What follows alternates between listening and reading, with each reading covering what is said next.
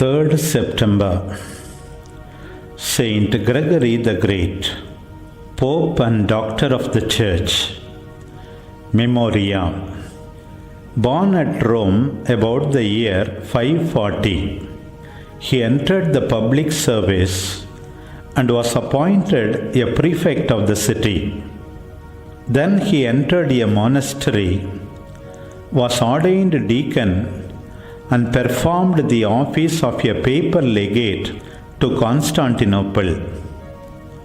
On 3rd September 590, he became Pope and showed himself a true pastor in his administration, his care of the poor, and in spreading and consolidating the faith.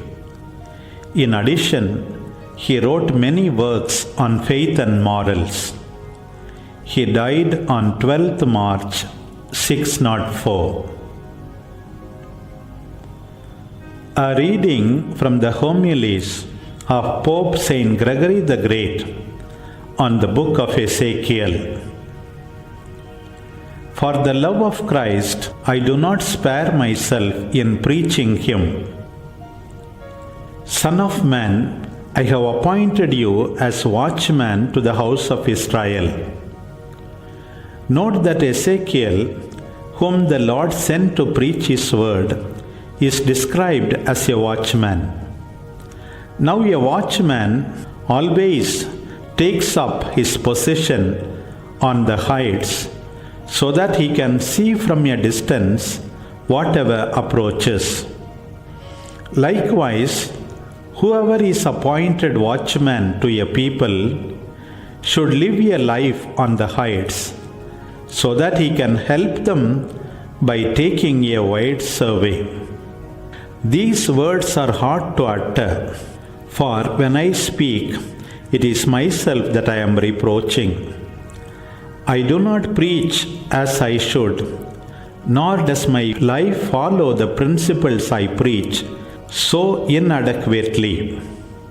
I do not deny that I am guilty, for I see my torpor and my negligence. Perhaps my very recognition of failure will win me pardon from a sympathetic judge. When I lived in a monastic community, I was able to keep my tongue from idle topics and to devote my mind almost continually to the discipline of prayer. Since taking on my shoulders the burden of pastoral care, I have been unable to keep steadily recollected because my mind is distracted by many responsibilities. I am forced to consider questions affecting churches and monasteries, and often I must judge the lives and actions of individuals. At one moment, I am forced to take part in certain civil affairs. Next, I must worry over the incursions of barbarians and fear the wolves who menace the flock entrusted to my care. Now I must accept political responsibility in order to give support to those who preserve the rule of law.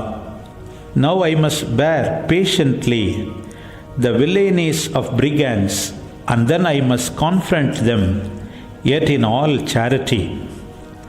My mind is sundered and torn to pieces by the many and serious things I have to think about. When I try to concentrate and gather all my intellectual resources for preaching, how can I do justice to the sacred ministry of the Word? I am often compelled by the nature of my position to associate with men of the world, and sometimes I relax the discipline of my speech. If I preserved the rigorously inflexible mode of utterance that my conscience dictates, I know that the weaker sort of men would recoil from me and that I could never attract them to the goal I desire for them. So I must frequently listen patiently to their aimless chatter. Because I am weak myself, I am drawn gradually into idle talk, and I find myself saying the kind of thing that I didn't even care to listen to before. I enjoy lying back where I once was loath to stumble. Who am I? What kind of watchman am I? I do not stand on the pinnacle of achievement. I languish rather in the depths of my weakness.